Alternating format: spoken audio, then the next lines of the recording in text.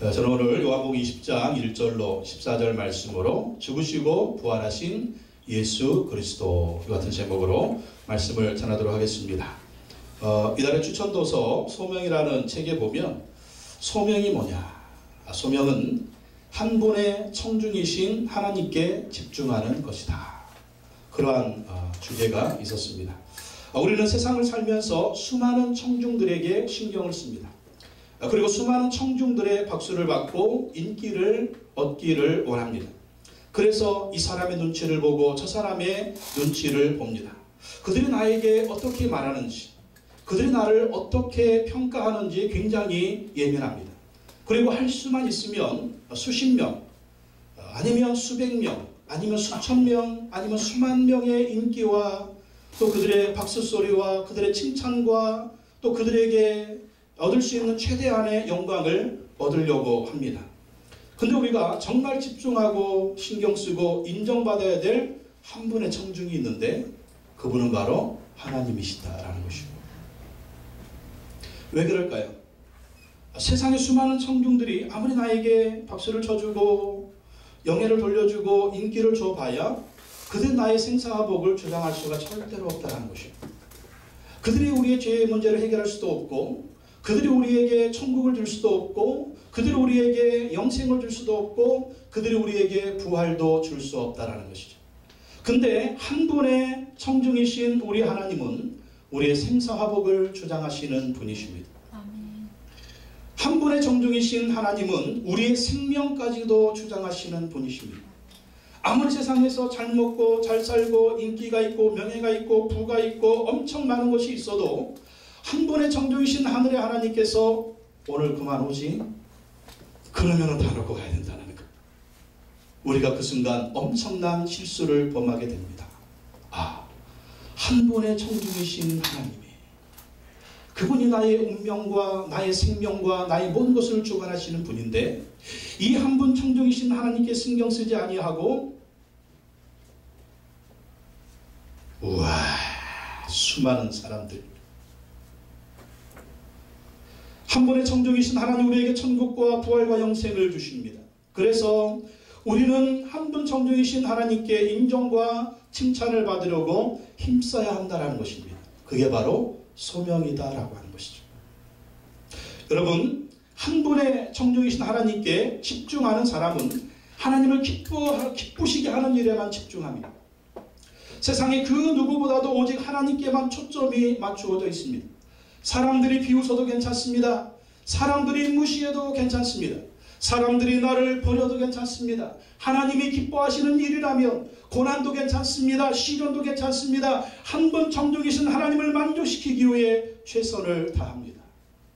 이게 바로 소명이란 한 분의 청중이신 하나님께 집중하는 것입니다.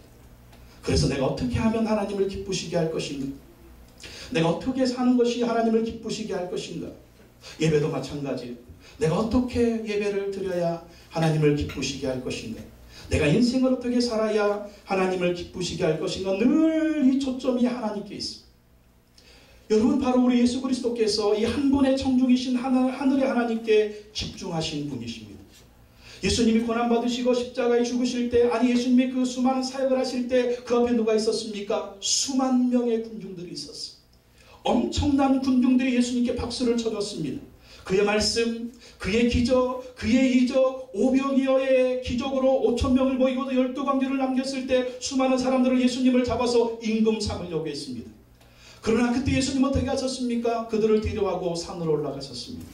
한 분의 청중이신 하나님께 기도했습니다. 하나님, 내가 이 수많은 사람들의 박수를 받으며 지금 임금되는 것이 하나님의 뜻입니까? 하나님 뭐라고 말씀하십니까? 너의 사명은 십자가를 지는 것이다.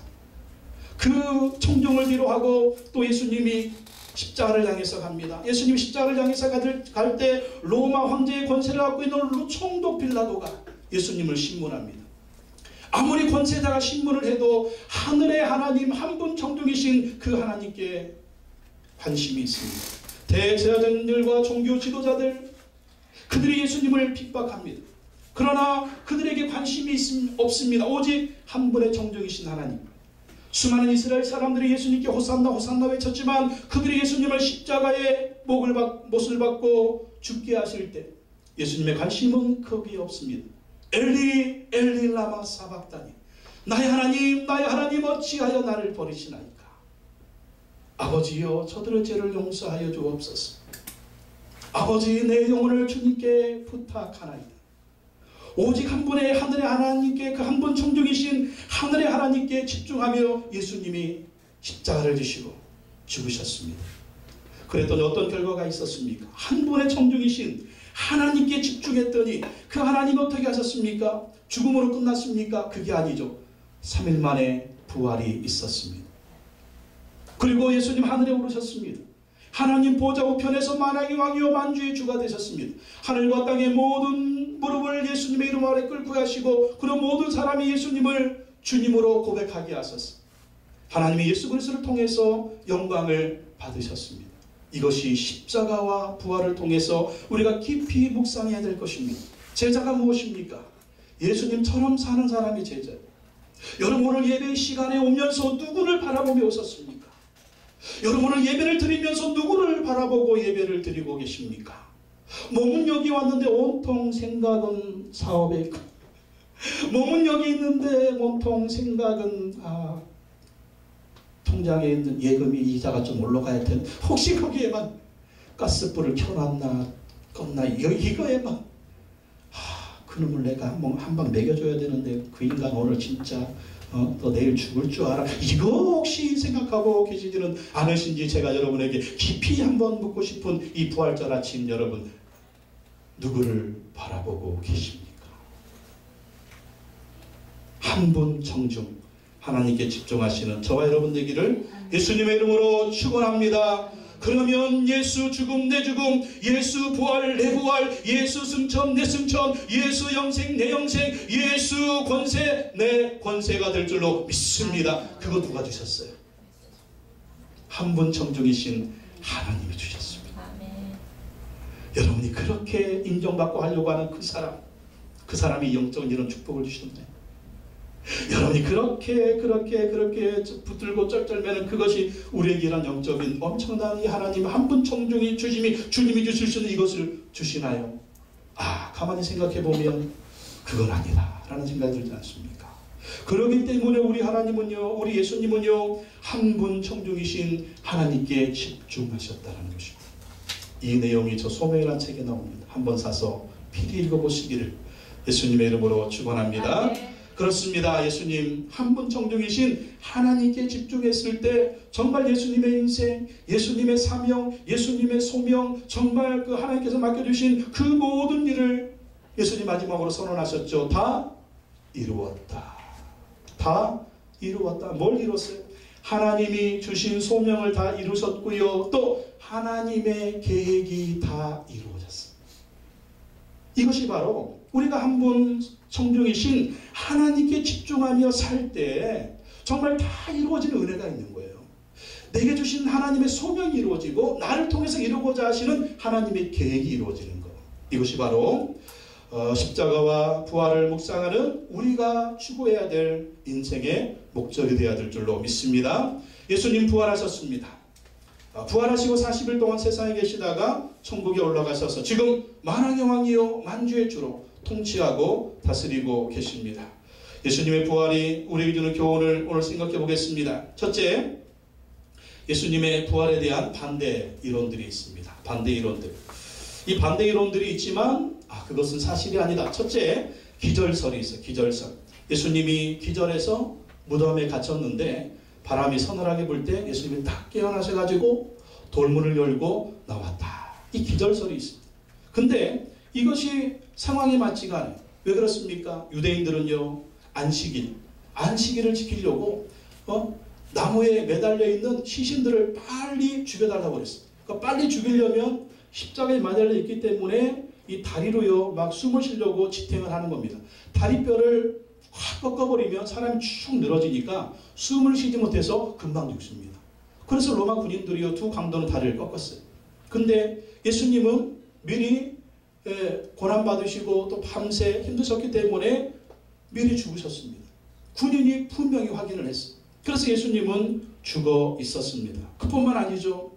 예수님이 십자가에 달리기 전에 그 채찍질을 받으셨는데, 여러분 패션 오브 크라이스트에 보면 예수님이 채찍 맞으실 때 그 채찍이요, 보통 채찍 끝에는 갈고리가 달려요. 갈고리가 달려있어 한번 촥 하면 살찌면 그냥 뚝뚝뚝 떨어져 나가는 거예요. 그러니 이 출혈이 얼마나 심했습니까? 그리고 이 군병이 어떻게 했습니까? 예수님의 심장을 창으로 찔렀습니다. 창으로 찔러서 피가 다 흘리셨기 때문에 그 상태에서 기절한다? 그건 말이 안 되는 거죠. 예수님 분명히 죽으셨다라는 것입니다. 그리고 만약 기절했다가 무덤에 들어갔어요. 무덤에 들어갔는데 막 피를 흘리시고 막 힘도 없는데 만약에 살아났다고 해봅시다. 그 무덤은요, 동굴로 파서 묻어놨는데 그 안에 시신을 넣어놨어요. 무덤에서 나오려면 이 동굴 입구를 막고 있는 큰 돌을 옮겨야 돼요. 그 당시 역사가였던 요세푸스라고 하는 사람의 기록에 의하면 이 돌은 장정 한 20명이 옮겨야 된다. 장정 20명이. 이 조지아 공대, 미국의 조지아 공대 교수들이 측정한 거에 의하면 이 돌의 무게는 1.5톤 내지는 2톤의 무게가 된답니다. 그러니까 1톤 트럭 생각하시면 돼요. 1톤 트럭, 2톤 트럭. 그 1.5톤, 2톤 트럭을 혼자 밀 수 있습니까? 안 되죠. 그것도 출혈이 심하고 밤새 고통을 당하신 그분이 그렇게 할 수가 있느냐? 아니라는 거예요. 만약에 기절했다 살아났다면 거기서 그냥 죽을 수밖에 없는 거예요. 기절설은 말이 안 된다. 두 번째, 도둑설이 있습니다. 도둑설은 뭐냐면 예수님의 제자들이 예수님의 시신을 훔쳐갔다가 예수님 부활했다고 헛소문을 퍼뜨렸다. 근데 이것도 맞지 않는 것이 예수님의 제자들은요, 예수님의 부활을 아무도 안 믿었어요.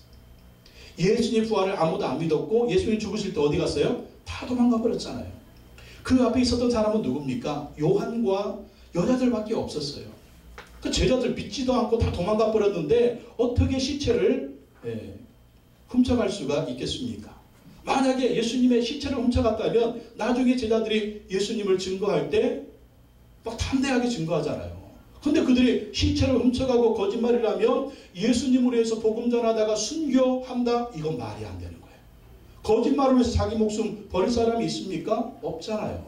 그래서 도둑설도 맞지 않다. 세 번째, 환상설이 있습니다. 환상설. 너무 사모한 나머지 헛것을 봤다. 그래서 헛것을 보고 예수님이 부활했다고 소문을 퍼뜨렸다는 것입니다. 근데 헛것을 보는 사람이 한두 명이지. 예수님의 부활을 본 증인들이요, 너무나 많다는. 몇 명이 봤다? 500명 이상 되는 사람들이 다 예수님을 목격을 했다라는 것입니다. 또 환상이고 헛것이라면 만질 수가 없잖아요. 근데 예수님은 만질 수가 있었고 헛것이고 환상이라면 같이 밥을 먹을 수가 없잖아요. 근데 예수님은 제자들과 함께 음식을 드시고 같이 밥을 드시고 같이 식사를 하지 않으셨습니까? 그래서 환상설도 맞지 않다. 네 번째, 다른 무덤설이 있어요. 다른 무덤설. 예수님의 무덤을 찾아가긴 찾아갔는데 그 옆에 있는 다른 무덤 찾아가고 거기에서 무덤이 비어 있으니까 예수님이 다시 부활했다. 이 다른 무덤설. 근데 그 시간은요, 동산지기를 볼 수 있을 정도로 날이 환한 상태였습니다. 환한 상태였기 때문에 이 막달라 마리아와 다른 여자들이 무덤을 제대로 찾아갔고요. 또 나중에 예수님이 부활했다고 제자들한테 말하니까 이 베드로하고 요한이 또 무덤을 찾아갔어요. 예수님의 무덤을.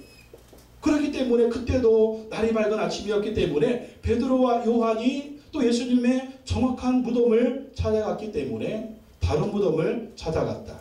그것도 맞지 않는다라는 것입니다. 다섯 번째, 부활 반대 이론은 신화설이 있어요. 신화설. 신화설이 뭡니까?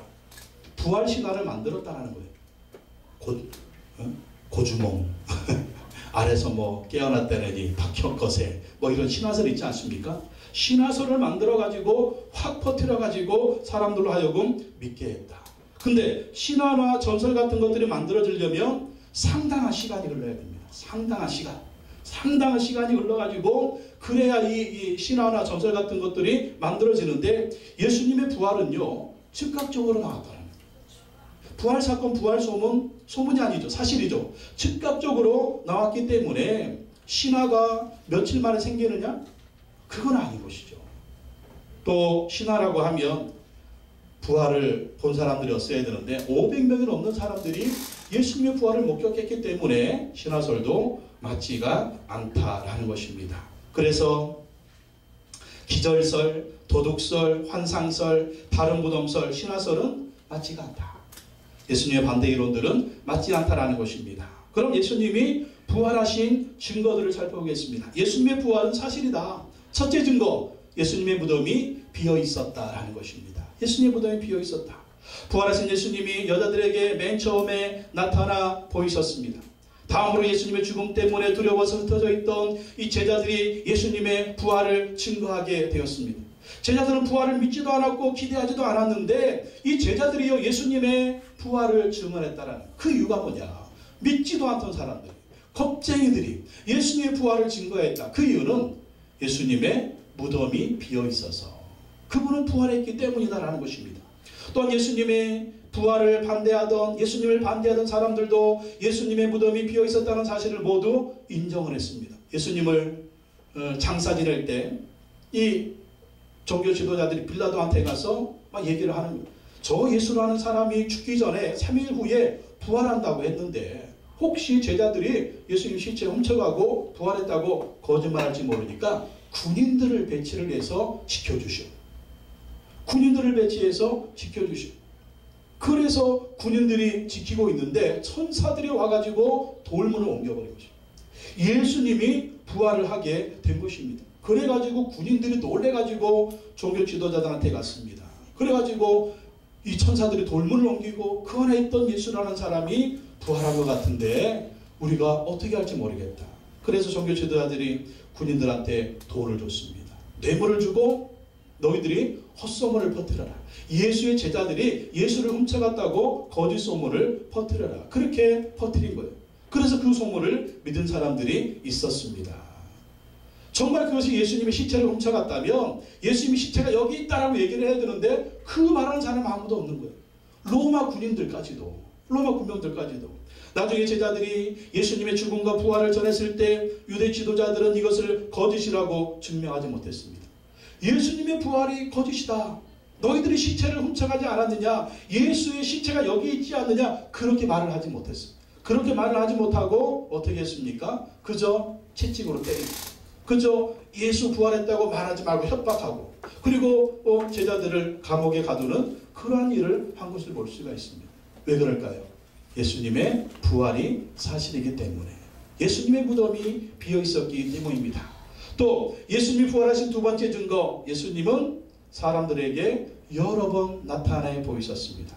막달라 마리아와 다른 여자들에게 나타나 보이셨습니다. 또 베드로에게 보여주셨습니다. 엠마오로 가는 두 제자에게 보여주셨습니다.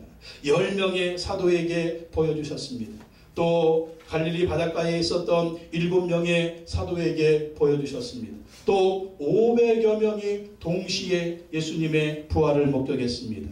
또 예수님의 친동생이었던 야고보도 부활하신 예수님을 목격하게 되었습니다. 또 나중에 바울이라고 하는 사람, 사도 바울, 예수님의 핍박자요, 기독교의 핍박자였던 바울에게도 예수님이 나타나셔서 바울을 만나주셨습니다. 그래서 예수님을 핍박하던 그 바울이라는 사람이 로마를 복음화시키고 성경의 절반을 기록하는 사람이 되지 않았습니까? 그 이유는 뭐예요? 예수님이 부활하셨기 때문에.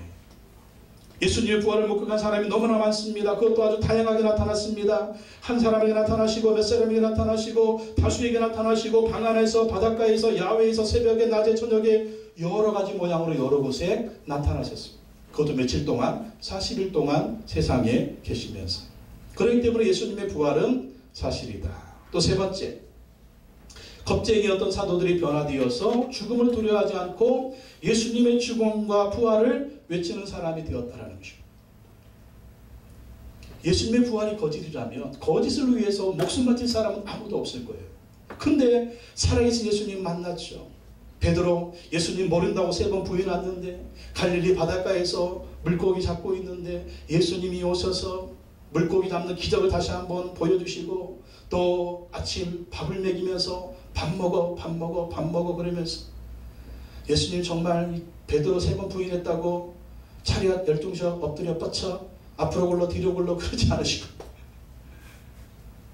밥을 먹으면서 베드로에게 네가 나 사랑하느냐, 네가 나 사랑하느냐, 네가 사랑하느냐 3번 물으시고 다시 내 양을 치라, 내 양을 먹이라, 그 사명을 주시고 이 제자들이 다시 한번 사명을 맡기시면서 또 살아있는 그대로 천국에 올라가시면서 그 제자들 앞에 그렇게 보여주셨습니다.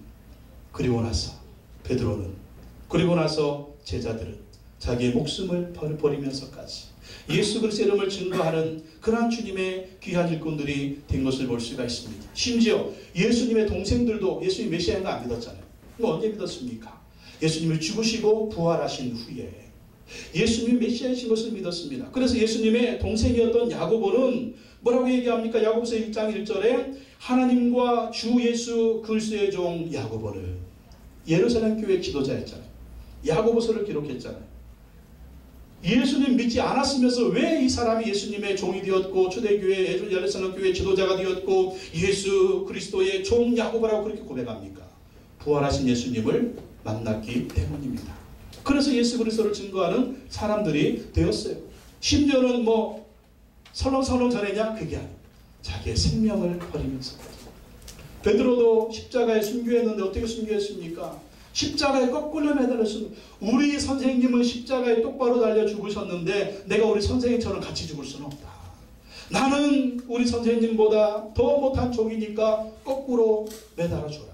그래서 로마 황제에 의해서 로마에서 순교하지 않습니다. 왜 그럴까요? 부활하신 예수 그리스도를 만났기 때문에, 예수님이 살아계셔서 그들과 함께 하셨기 때문입니다. 더 중요한 것은 지난 2000년 역사 동안에 수천 수만 수억의 사람들이 부활하신 예수님을 만났다라는 거예요. 부활하신 예수님 만나서 변화되었다는 거예요. 깡패가 변해서 정말 전도자가 되고, 폭군이 변해서 주의 종이 되고, 얼마나 그런 사람들이 많습니다. 의미 없는 인생, 방황하는 인생, 정말 사는 것보다 죽는 것이 낫겠다 이렇게 말하는 사람들이 예수 믿고 변화되어서 의미 있는 인생을 살고 많은 사람들을 예수께로 인도하는 그러한 엄청난 일을 하는 귀한 일꾼들이 된 것을 볼 수가 있습니다. 그 이유가 무엇일까요? 예수님이 살아계시기 때문입니다. 그 예수님 우리도 만난 줄로 믿습니다. 우리가 지금 여기 왜 앉아있어? 우리가 지금 여기서 왜 예배를 드리고 있습니까? 누구를 바라보고 있습니까? 살아계신 예수님이 우리와 함께 하시기 때문에 그분을 예배하는 줄로 믿습니다. 자, 마지막으로 예수님의 부활이 우리에게 가져다 축복을 한번 생각해 보겠습니다. 첫째 축복은요, 우리가 의롭다는 것을 증명하셨습니다. 예수님이 십자가에 죽으시고 부활하시므로 말미암아 예수 그리스도를 믿으면 어떻게 된다? 너희 죄가 용서받는다. 예수 그리스도를 믿으면 어떻게 된다? 너는 의롭게 된다. 하나님 그렇게 인정해 주신다. 예수 그리스도를 믿음으로 너희 죄값은 예수님이 십자가에 다 청산하셨기 때문에 그 믿음으로 의롭게 되어서 너는 구원받는 하나님의 백성 되고 천국 백성 되고 부활을 얻는다. 그것이 정말 사실입니까? 사실이다라고 하는 것을 증명하기 위해서 예수님이 십자가에서 부활하셨다라는 거예요. 예수는 우리 범죄한 것 때문에 내줌이 되고 또한 우리를 의롭다 하시기 위해 살아나셨느니라. 로마서 4장 25절. 우리의 범죄한 것 때문에 십자가에서 죽으시고 우리를 의롭다 하시기 위해서 다시 살아나셨다라는 거예요. 그래서 예수 그리스도를 믿기만 하면 우리의 죄 사함이 있는 것입니다. 그리고 예수 그리스도의 그 보혈의 공로로 그 핏값으로 우리가 구원받아서 의로워지고 천국에 들어가게 되고 부활의 축복을 얻게 된다는 것입니다. 여러분, 예수님이 십자가에 죽으실 때 좌우편에 강도 둘이 있었잖아요. 근데 한편 강도는 자기 죄를 회개합니다. 그리고 예수님 믿습니다. 그리고 예수님께 부탁합니다. 주 예수여, 당신의 나라 오늘 그 낙원에 들어가실 때 나도 좀 데려가 주십시오. 그때 예수님 뭐라고 말씀하십니까? 내가 오늘 나와 함께 낙원에 있으리라. 이 강도가 한 일이 뭐 있어? 강도짓밖에 한 게 없어. 사형수입니다. 천국에 들어갈 만한 조건이 아무것도 없어. 그런데 회개하고 단순히 예수님을 믿었더니 그 예수님의 피공로 때문에 그 사람의 죄를 대신해서 예수님을 죽으셨기 때문에 예수 그리스도의 십자가 보혈의 은혜와 공로로 인해서 그 사람의 죄 용서받고 그 예수 그리스도의 십자가의 은혜로 구원받고 천국에 들어가는 거 보십시오. 이것이 바로 예수 그리스도께서 예수 그리스도를 믿으면 의롭다고 하는 것을 우리에게 보여주시는 것인데 부활은 그것을 증명한다는 거예요. 여러분, 오직 예수 그리스도를 믿고 의로워지시기 바랍니다. 네. 예수 그리스도를 믿고 구원받으시기 바랍니다. 네. 두 번째, 예수님의 부활은요, 우리 부활의 첫 열매와 보증이 되셨다. 고린도전서 15장 20절에 보면 그러나 이제 그리스도께서 죽은 자 가운데서 다시 살아나사 잠자는 자들의 첫 열매가 되셨다. 첫 열매. 여러분 첫 열매는 무엇을 예고합니까? 두 번째 열매, 세 번째 열매, 네 번째 열매, 수많은 열매가 맺힐 것을 예고하는 거예요. 바로 예수님이 죽으시고 부활하신 것은 무엇입니까? 예수 믿는 우리도 부활하게 된다는 것입니다. 아멘. 우리가 죽으면 어떻게 돼요? 우리가 죽으면 우리의 영혼은 어디 들어가요? 낙원에 들어가요. 낙원에. 예. 천국이나 낙원이나 같은 말로 보면 되겠는데 우리의 영혼은 낙원에 들어가요. 우리 육신은 어떻게 돼요? 우리 육신은 흙으로 돌아가잖아요. 근데 예수님이 다시 오시는 그날에 무슨 일이 있습니까? 예수님이 먼저 영혼들을 데리고 오는 거예요. 쫙 데리고 오요. 그럼 그때 육체는 어떻게 돼요? 예수님 믿고 죽은 사람들은 다시 확 부활하게 돼요. 부활하게 돼서 영혼과 육체가 다시 합체. 이게 부활이에요. 그래서 어떻게 된다고요? 영원히 죽지 않는 새 생명을 새 하늘과 새 땅에서 말 그대로 천국에서 영원히 사는 것입니다. 아멘. 그래서 예수 믿는 사람은 죽음이 없어. 나를 믿는 자는 죽어도 살겠고 무릇 살아서 나를 믿는 자는 영원히 죽지 아니하리니 내가 이것을 믿느냐. 아멘. 그래서 우리는 장례식이 아니잖아. 장례식은 뭐예요? 천국 환송식이잖아. 천국에서 만나보자 그날 아침 거기서 순례자여 예비하라 늦어지지 않도록 만나보자 헤이 만나보자 헤이 그날 아침 장로님 신나지 않으세요? 어머니 아버지 다시 만날 거 생각하니까 신나지 않으세요? 어제 우리 아버님 어머님 추도 예배가 있었습니다. 부모님을 추억하지만 또 다시 만날 소망을 가졌습니다. 천국에 계신 부모님 다시 만날 것입니다. 김우현 집사님 다시 만날 줄로 믿습니다. 김우현 집사님이 사진 화장지가 있는데 아직 다 못 썼어요. 저한테 두루마리. 김우현 집사님 2년 전인가 3년 전인가 우리 교회 오면서 화장지 두루마리 그냥 하나 사왔는데 아직 다 못 쓰고 한 2개 남았습니다. 3개 남았습니다. 화장지를 볼 때마다 김우현 집사님 생각합니다. 천국에서 다시 만납시다. 바로 예수님의 부활이요. 우리의 부활을 보증한다. 아멘. 보증이 뭡니까? 보증 잘못 쓰면 폐가망신 하는데 주님이 우리 위해 보증해 주셨다는 거예요. 뭘 보증? 부활 보증. 너도 부활한다. 너도 부활한다. 너도 부활한다. 그 부활의 능력으로 살라라는 것입니다. 세 번째, 부활하신 예수님이 우리 주신 축복. 부활하신 예수님이 어디에 사세요? 우리 안에 사신다.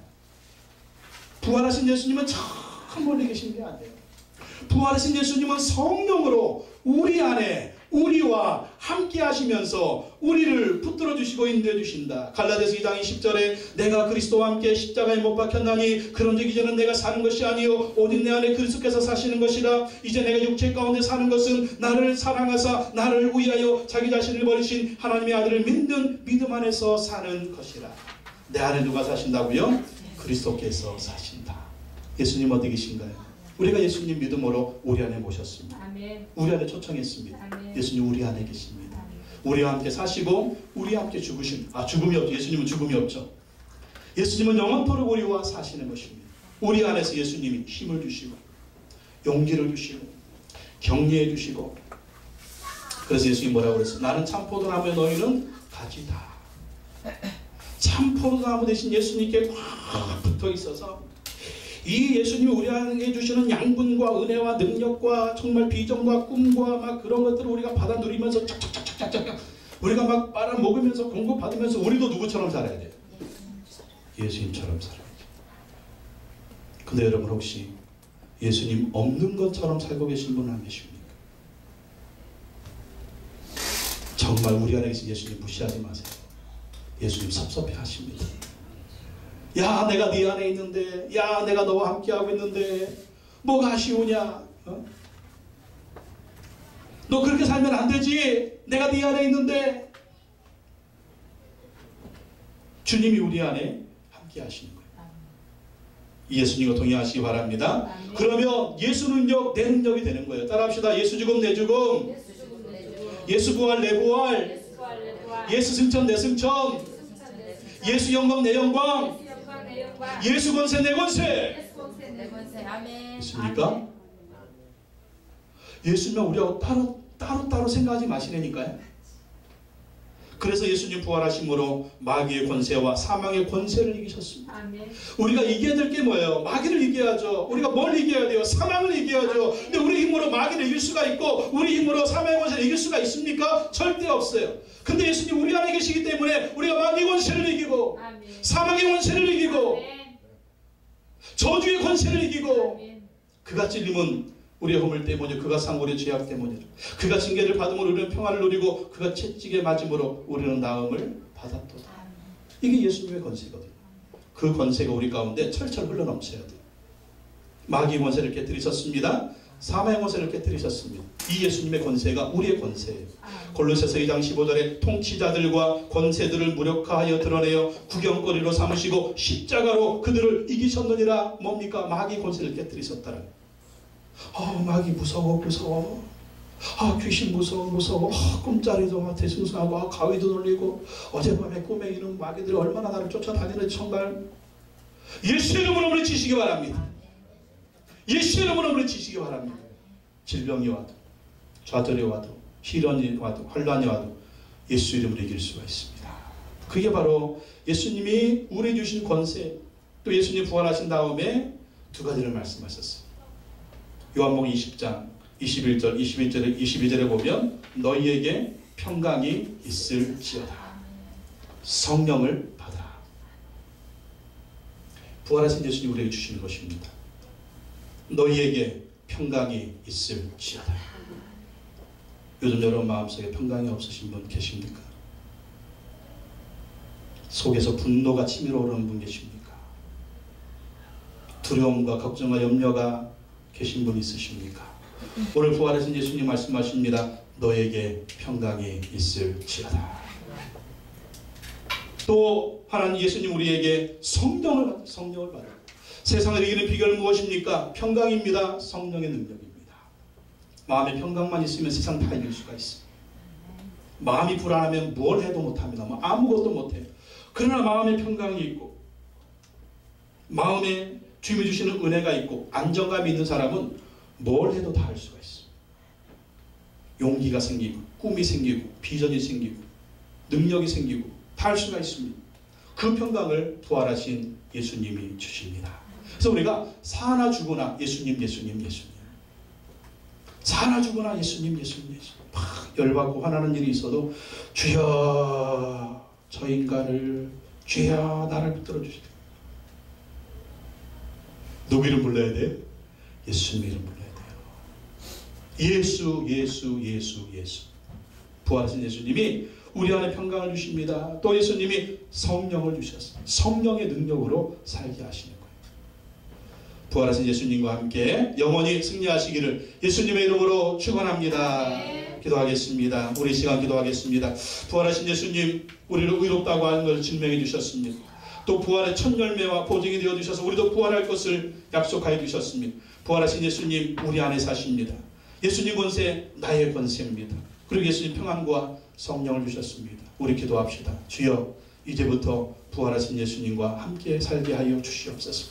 부활하신 예수님을 더 의지하게 하시고 부활하신 예수님을 더 사랑하게 하시고 부활하신 예수님과 더 동행하게 하셔서 예수 부활 내 부활 예수 능력 내 능력이 되어서 승리하고 승리하는 우리의 삶이 되게 하옵소서. 우리 한번 주여를 청하시고 통성으로 기도하겠습니다. 주여 하나님 아버지 감사합니다.